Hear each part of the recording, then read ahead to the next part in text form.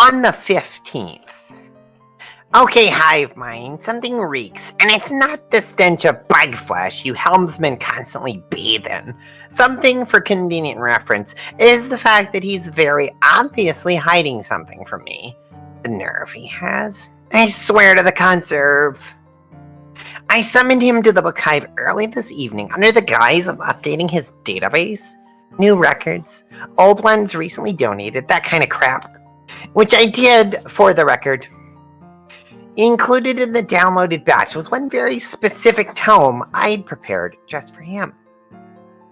The only written record of the obscured I could get my hands on, a discarded transcript from a court case regarding the busybody herself, Grimglow, accused of personally adopting a Wiggler sweeps prior without authorization. I remember being summoned to that very particular case for jury duty. It was a fate I wouldn't wish upon the planet's shittiest cosmesis. I remember the night well. The prosecution, the basilisk, asked the defendant what she knew about the obscured's recent appearance in the brooding caverns. She feigned innocence. I know this definitively as a kobold. And the prosecution rested far too easily. It was a plan and utter bullshit if I've ever seen it, but that's the life of a mind reader, I suppose. They had a personal connection. Basilisk went easy on her, despite first intending to act unbiased. And here I was, the only soul privy to the truth. Everybody just ate it up. The way the prosecution cooed and tenderly stroked her hair. I dare say I was the only real critical mind present.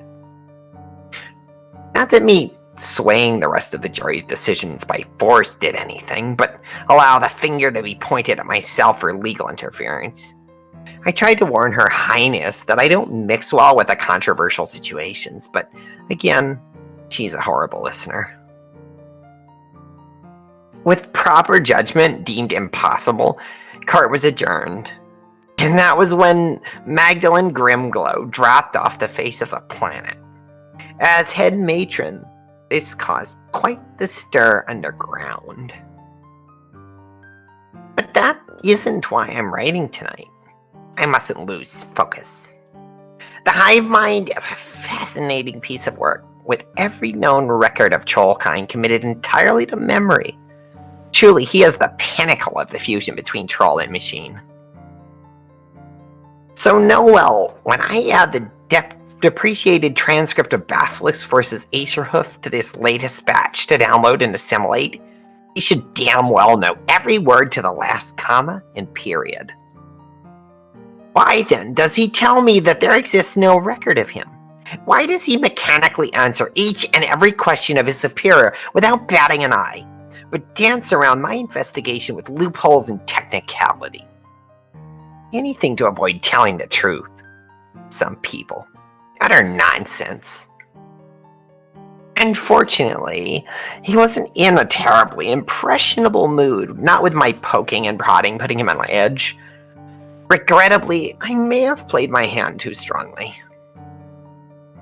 He's hiding something from me, but I'm unable to pry it out of him. His closeness with the basilisk has served him well. He knows a few too many forms of legal jargon and trickery for my liking. Bring me a warrant, my ass. The Empress herself sent me on this wild honk beast chase, and you dare hold back information? No matter. I'll simply have to pay Basilisk a visit and see if I can't throw a little social weight around. With the conserve on my side, there isn't a soul in the world unable to oblige. This is no more than a temporary setback. A sour bite that will make victory all the sweeter. End of entry.